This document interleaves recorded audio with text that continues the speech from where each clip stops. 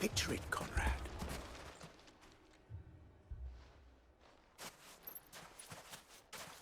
Ah, here she is. The Lady of the Spear herself. Conrad, may I introduce you to Jane, commander of the Red Wings, the oldest mercenary guild in the Free Cities. A pleasure, my lady. The pleasure is all mine. As I told you, I summoned the commander here from Canver to inquire about a contract. Victor says you told him no. That there aren't any men left to hire. Is that true? True as the crystals cracked. Nobles came and claimed every last one worth his salt. And not just from us Red Wings. You know of the 7 high houses. There must be 2 swords assigned each one. Granted, we have a few boys left. If it's boys you're looking for. Well, Conrad, are you saying that Dalam's finest cannot defend this town better than a gaggle of unblooded striplings? That a band of beardless youths could better avenge the deaths of your brave men than you yourselves? Absolutely not. We'll show those bastards who they're dealing with.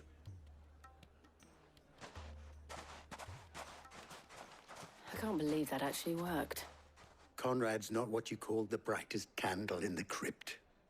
And there's a reason why I had you do the talking and not Sid. Well played, milady.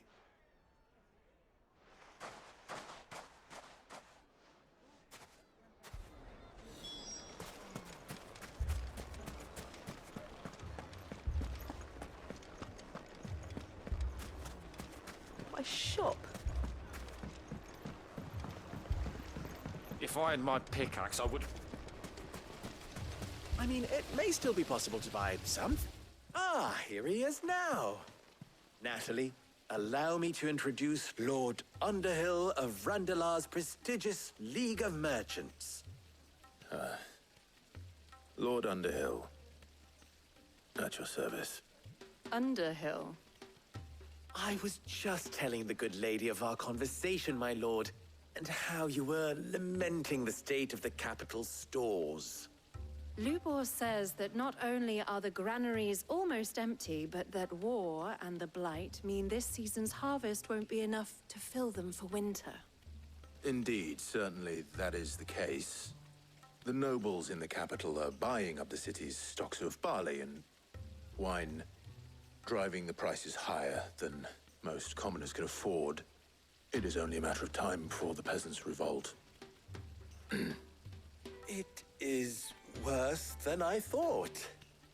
If what Lord Underhill says is true, I fear we have little hope of supplementing our stores, meager though they regrettably are. And while I applaud your endeavors to dissuade our more bellicose citizens from seeking vengeance, I sense Conrad is not wrong in his assessment of the bandits' likely return. Which means that now, more than ever, we will need to secure what little we still have. Food, weapons, herbs, everything. If our humble town is to endure not only this hardship, but those that are certain to follow, we must stand united. All right. If it will help to protect my home, I'll do it. But you needn't have gone through this charade.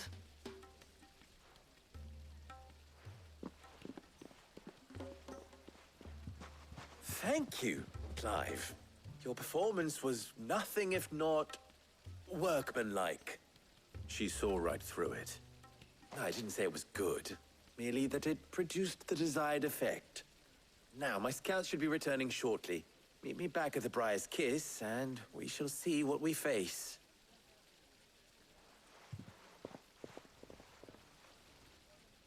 I'm not convinced our roles in this ruse were entirely necessary. I don't know. Conrad seemed quite taken with you. Mummy, I'm scared. Oh, I'm ruined. Good news, Sid. Both Conrad and Natalie have somewhat gracefully accepted their new roles. With time, they may even learn to. Time no longer appears to be the luxury it was before lunch. I take it your scouts found the bandits. Technically, it would be the bandits who found my scouts. It appears they march for Dalimil as we speak. All of them. You're not serious. They don't just want food, they want the whole damn town.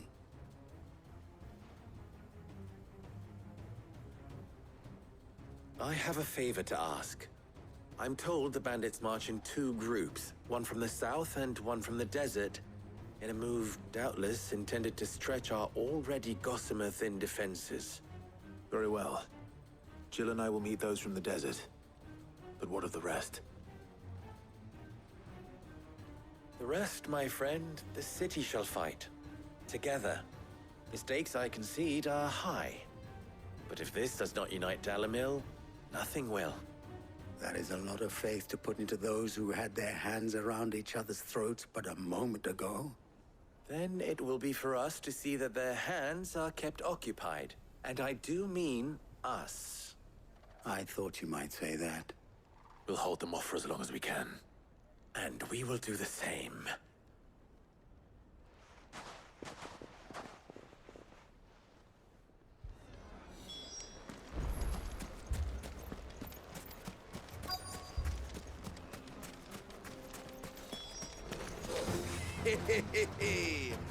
The women folk have come to welcome us. I'll take that one. It's all yours.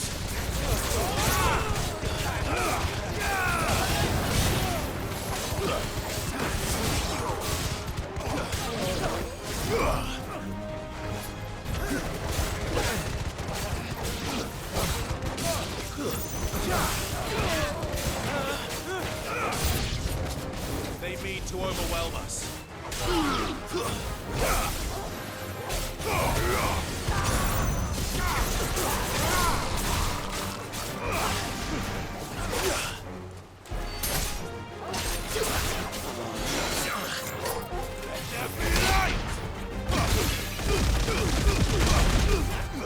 Too slow.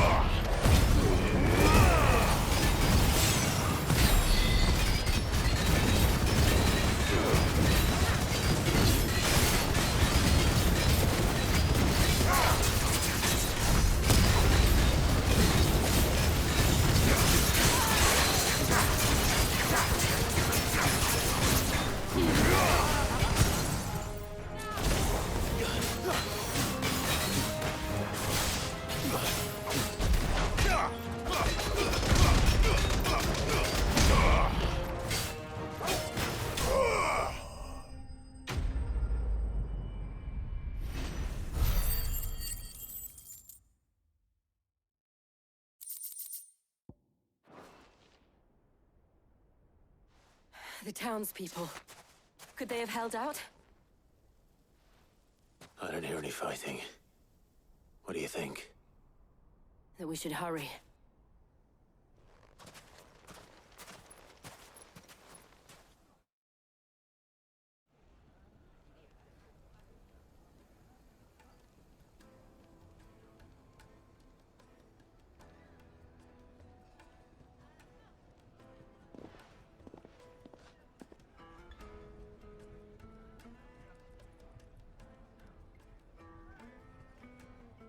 Natalie, I owe you an apology. You did well out there. The inn would have been lost had you not held the line. Without you, there would have been no line to hold. You saved us, Conrad. You saved Alamil. We all saved Dalimil.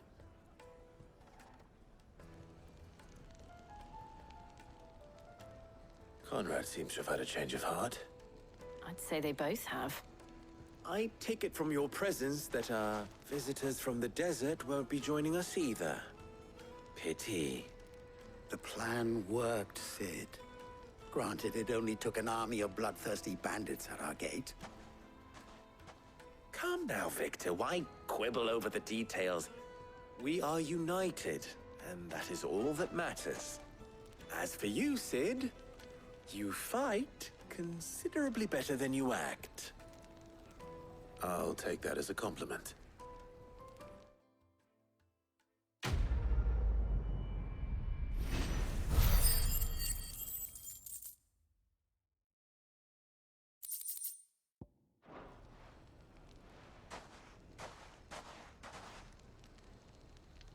Our friends seem to have things under control.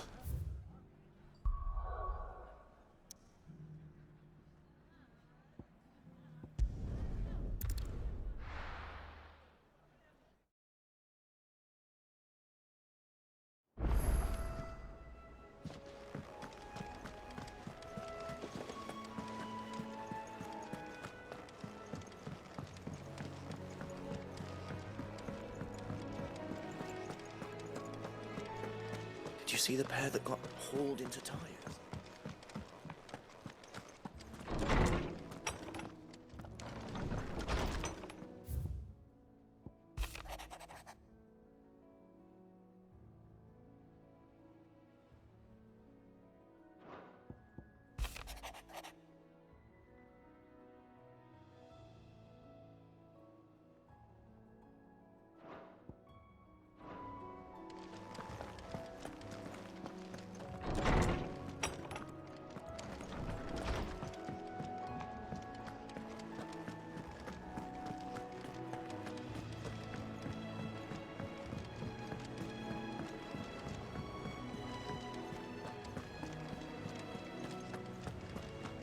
Did you see that? Tell me you saw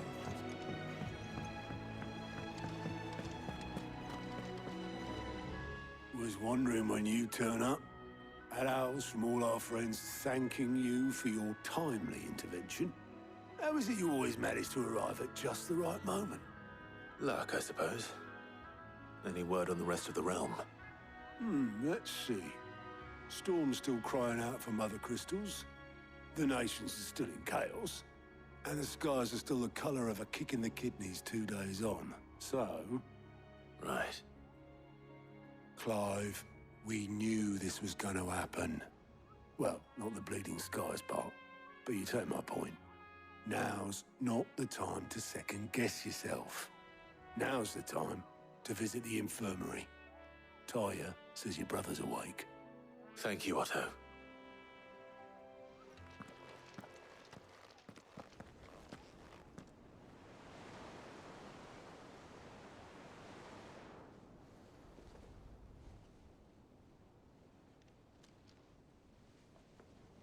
So it was not Sylvester, but Olivier who served as Ultima's puppet. And when Dion learned of this, he sought to slay the fiend.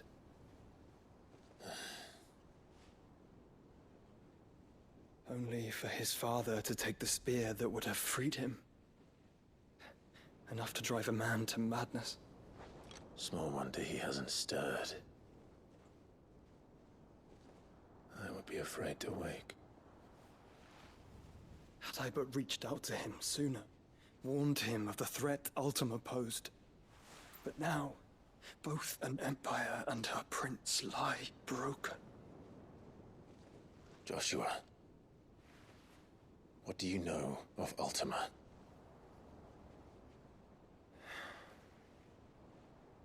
Very little, I'm afraid. Despite my best efforts.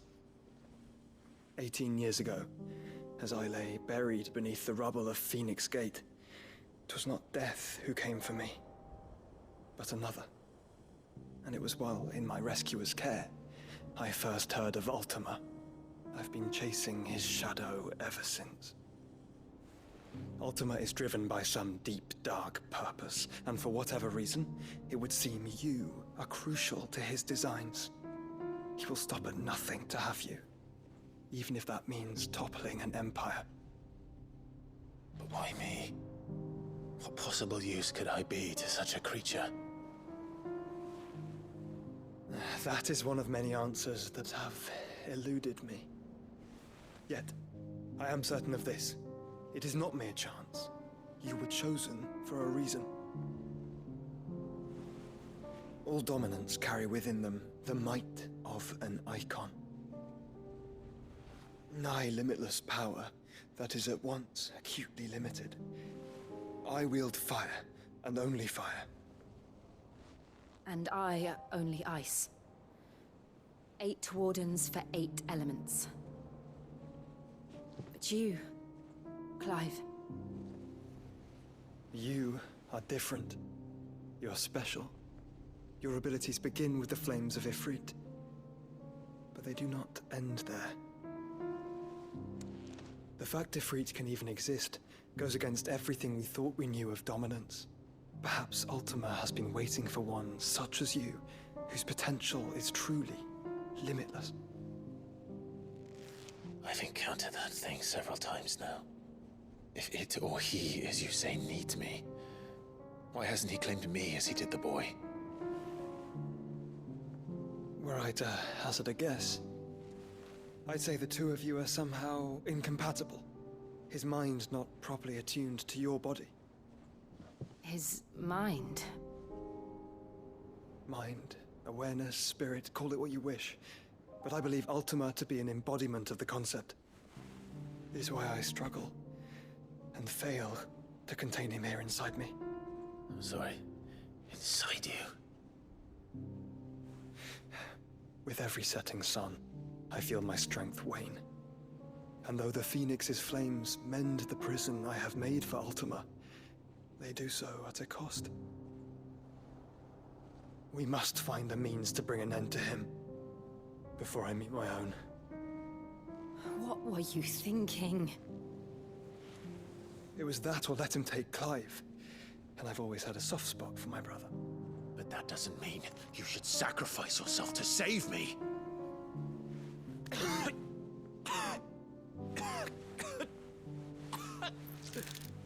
Joshua. Clive, it's Gav. There's an army of Akashic at the gates of Canver.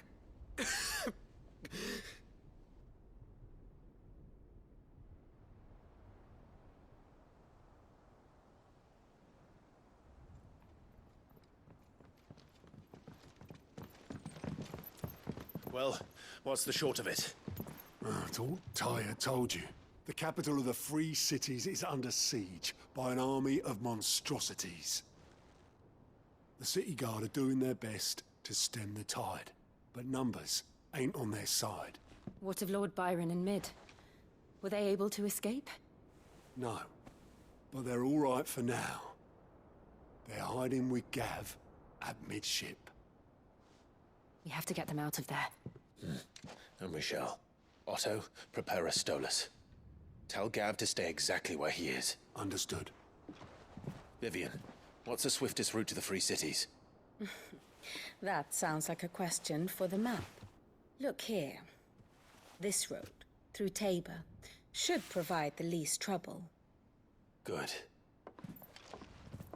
What a coincidence. Tabor is exactly where I'm bound. Joshua, Bed is where you should be bound. You don't think I told him the exact same thing? Were Tyre not such a talented healer, I would surely have been inclined to agree. But, thanks to her ministrations, I feel I may safely rejoin my attendant, who was to wait for me in Tabor if we became separated. All right, we travel together. Clive! If he stays close to me, he'll be fine. Thank you, brother. I'll look after him.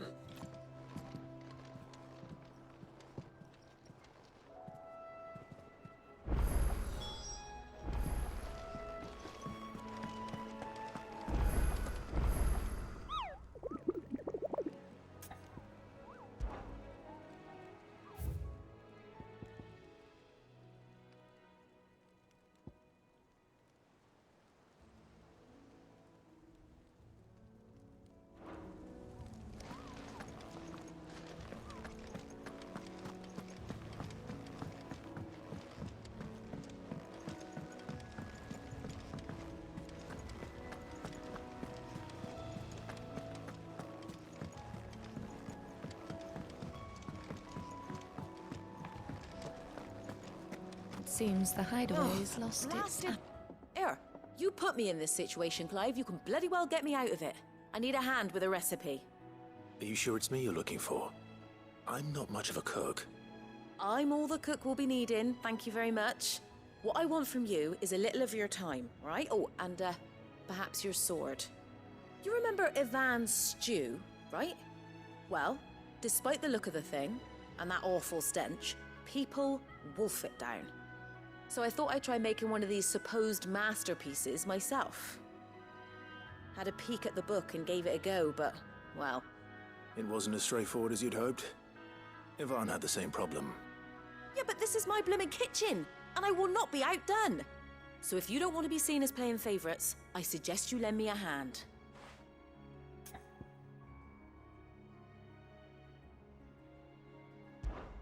I've never been one to play favorites, Molly. And I would be only too happy to lend you a hand. So, what's on the menu this time? A fried mortress of skyworm. That's one heck of a name, innit? Recipe seemed easy enough to an old hand like myself. Thought I'd followed it to a T. Only, turns out skyworm livers and drake's mint are not what I thought they were. At least I hope they're not, given the rancid mess they made. Ivan said the recipes in the culinary pilgrimage date back centuries. Who's to say the ingredients even exist anymore? Well, that's a question for a scholar, wouldn't you say? Perhaps you know of one? Kindly old fella who haunts the shelves, maybe? Fine. I'll go and speak to Harpocrates. Perhaps he'll know something. And if he does, I'll see if I can find your ingredients for you. You do that. Lest we forget, you've got a reputation to uphold.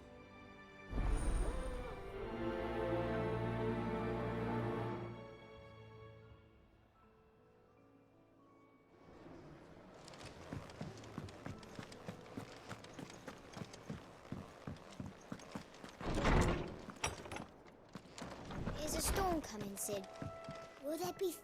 Sid, perhaps you can help me solve a mystery. I can certainly try. Who's gone missing this time? It's not who, but what. Mid's scales, the ones she made for her workshop. I borrowed them to teach the little ones about weight, and shortly after the lesson, well, they vanished. My first thought was that they'd taken them off somewhere to play, but when I asked, they swore they had nothing to do with their having disappeared. Which almost certainly means they had everything to do with it.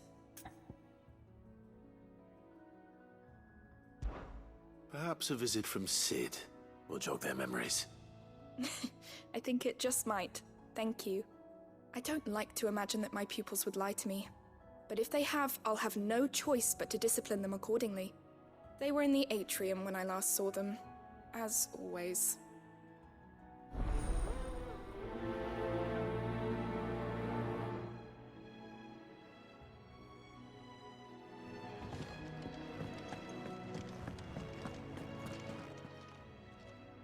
Lawsman Harpocrates.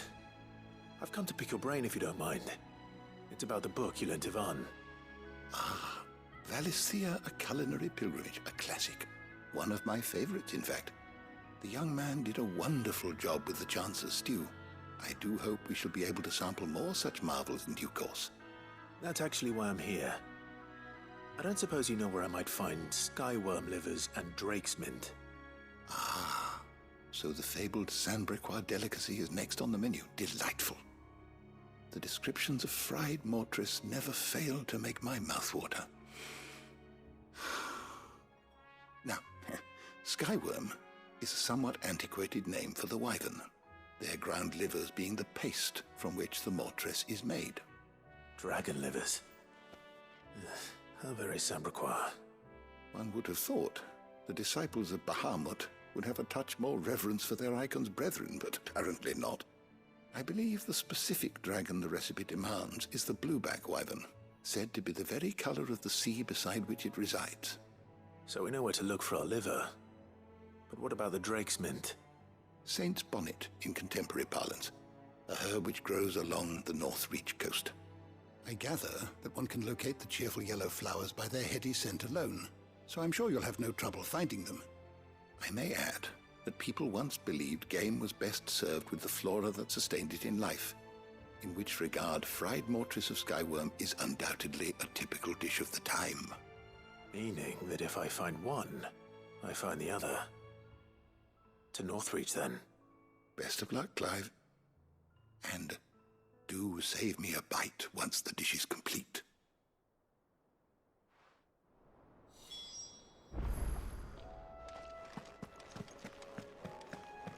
Is a storm coming, Sid?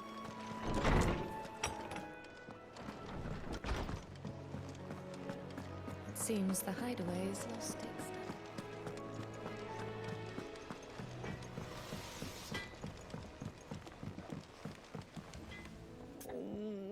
What am I gonna do? Is everything all right, Goots? You seem more discomposed than usual. Oh, I don't know what that means, but I'm in a bit of a muddle.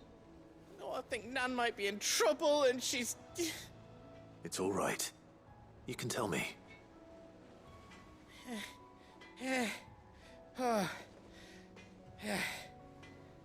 There was a trader came by.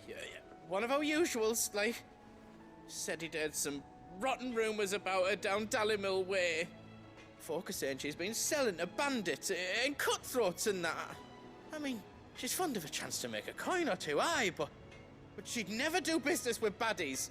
Especially not the kind who go hurting people who haven't done out. I wanted to ask her about it myself, but I'm scared she'll give us a tongue lashing. She'd never give your tongue a lashing, though, would she? Don't worry. I'll speak to her. Oh, thanks, Clive. You'll let me know what she says, won't you? Of course. I'm sure it's all just a misunderstanding.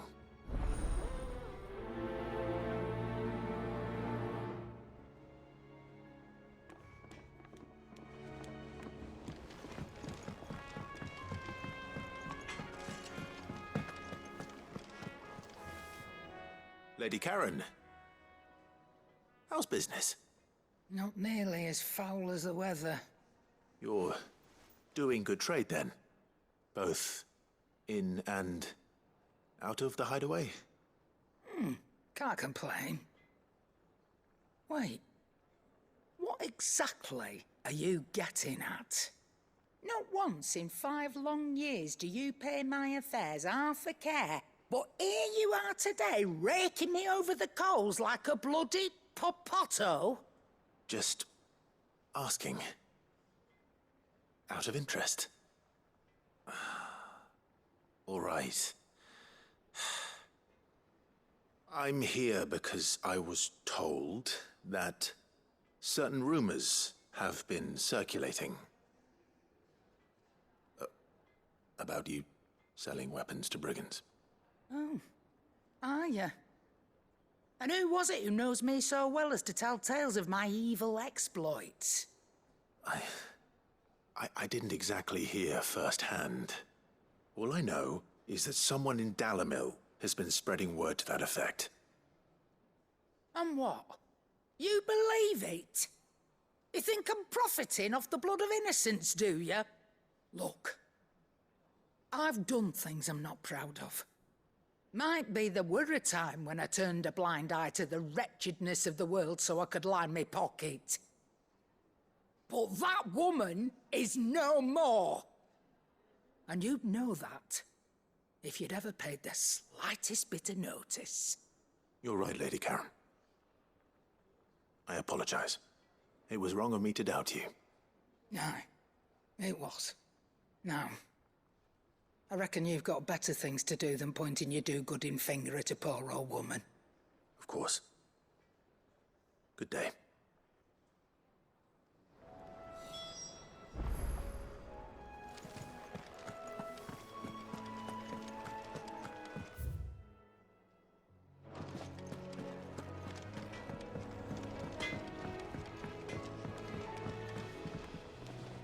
I spoke with Lady Karen. What did she say? That the rumors were unfounded, and that I was a fool for thinking they might hold any truth, along with some other things that made her feelings clear. And while it sounds like she may have done things she regretted in her past, She says those days are behind her. Oh, well, that's good. I knew Nan wasn't caught up in out bad. But why would people say she was? What did she ever do to them? It's not right. No, it's not. But people do things for all sorts of reasons. Perhaps we'll never know. Well, I'm going to find out. That trader, he said they were all talking about her in Dalimil. So that's where I'm going. I'll find someone who'll tell me, you'll see. Are you sure that's wise? Whoever's spreading these rumors means Karen ill. Oh, right. But that's why you'll be coming with me, isn't it, Clive? I suppose it is.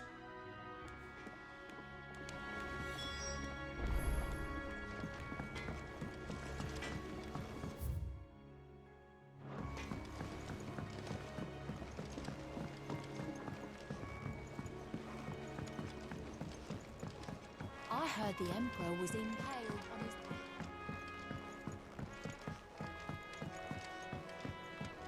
We're all gonna die! You hear me? What do you reckon we should do? I say...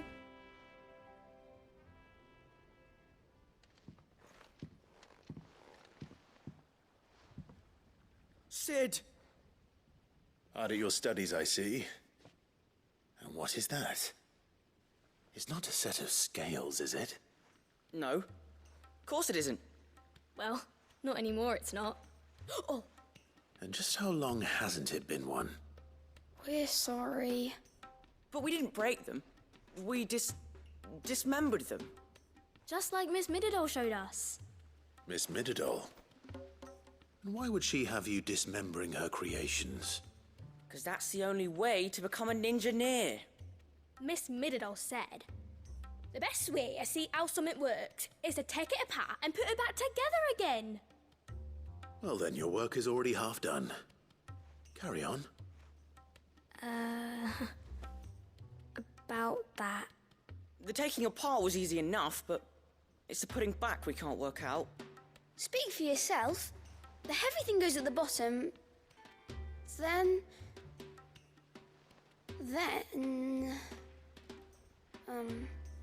You three need to learn to take responsibility for your actions.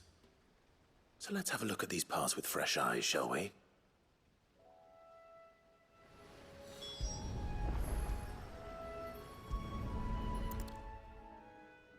All right. Everything here was once part of Miss Mididol's scales. Every piece has its own role to play, and each is just as important as the others. If even one of them is missing, the scales won't work. So let's think about what those roles might be. You already know one of the pieces, the body. Its role is to support everything else. But what of the others?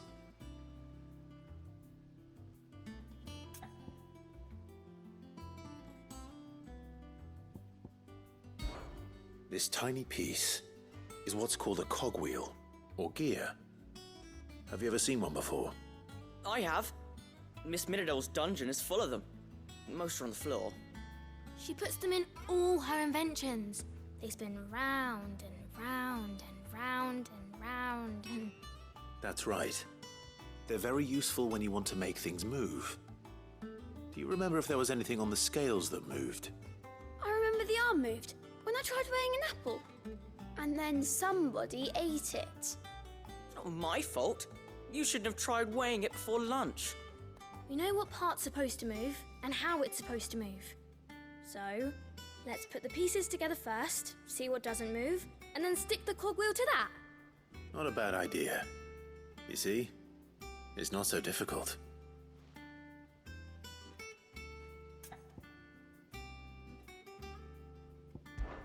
These round parts are called the pans.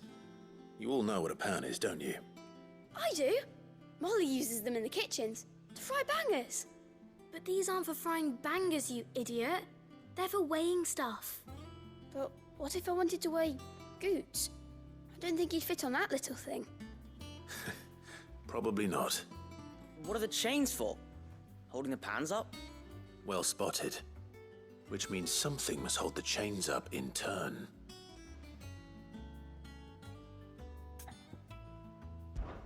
This is called the arm. Why do you suppose that is? It doesn't look much like an arm. You're right. It looks more like a wing. Like a chocobo wing! You've ridden a chocobo before, haven't you, Sid? Will you teach me to ride one day? I'll think about it. Now, what do arms do? Hold things.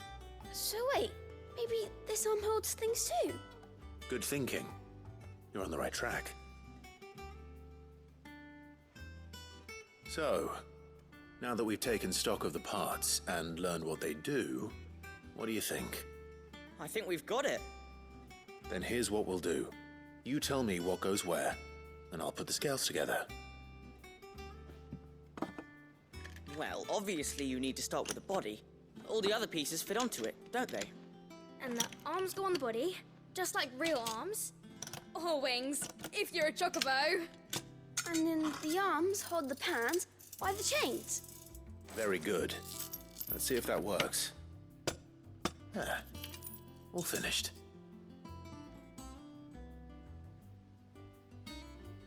Yes! We did it!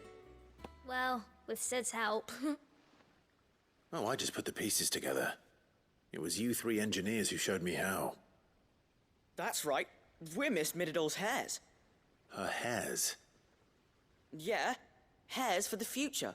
She's showing us her secrets now, so we can help out the hideaway when we're older. What do you think, Sid? Are we almost ready? With a little more help from Miss Mididol and Miss Shirley, I'd say it won't be long at all. You hear that? It won't be long.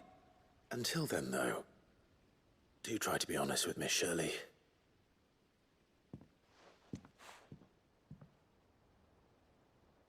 Hey, look! We never used the cogwheel. You don't think Sid forgot about it, do you?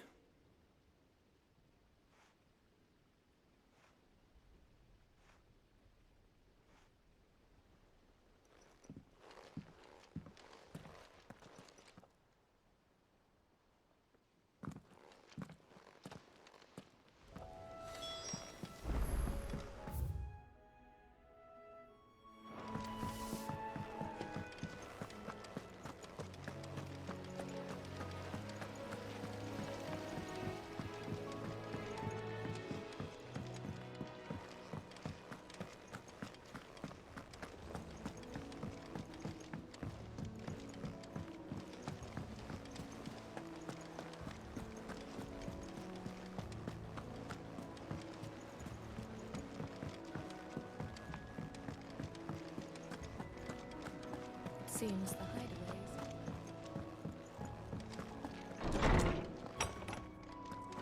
hideaways. Is a storm coming, Sid?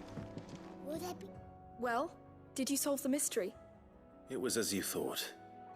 The children had the scales, or the parts of them at least. They dismantled them to see how they worked. Oh, no, Mid will have my head. Thankfully she won't. This might even have been her idea. Although I was the one who ended up teaching the lesson. I'm so sorry, Sid. I know how busy you are. I shall see that the children are properly punished. Please, there's no need. Mid seems to have taken the three of them under her wing. She's even calling them her heirs. She'd have them follow in her footsteps. And her father's. I see. Sid, do you know why Mid has been spending so much time at the hideaway of late? She told me it was because her studies have been interrupted by events in Canva. Is that not true? No, it isn't. The university offered her a commission. In exchange for full tuition, room and board, they asked her to oversee the design of several new war engines. To anyone else it would be an opportunity, but to Mid, who lost both her parents to war, it was a bitter pill. One she was none too keen to swallow. But that should come as no surprise. She's only ever cared about bringing people hope. The very last thing war can be said to do. Which explains her heirs. She's working to give them a better life. And so should I. What's the odd engineering lesson? Oh, you've given them far more than that. And I'm sure they're very grateful.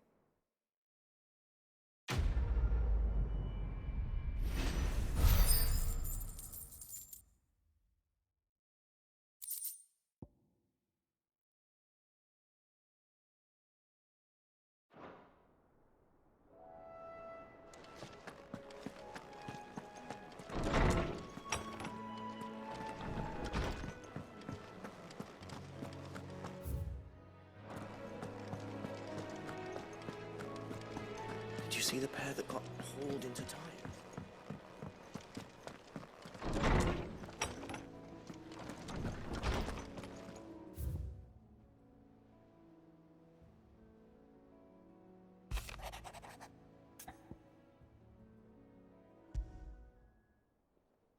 Rutherford. Wasn't that the name of my uncle's manservant? Where would he be at Martha's Rest?